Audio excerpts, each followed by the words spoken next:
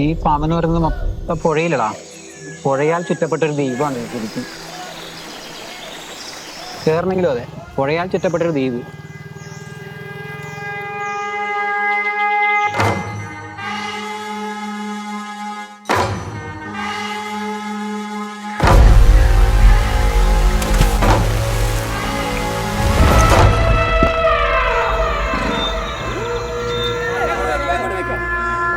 ദേശീയ ഭൂഖണ്ഡത്തിലെ ഏറ്റവും വലിയ പുനരധിവാസ മേഖലയെന്ന് സർക്കാർ പ്രഖ്യാപിക്കുന്ന ഈ ആർല ഫാം വെറും വിട്ടിവേഷം കെട്ടില്ല.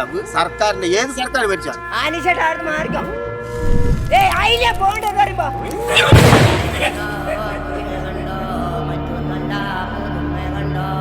നമ്മൾ ആദിവാസികൾക്ക് ഒരു വിലയുണ്ട്.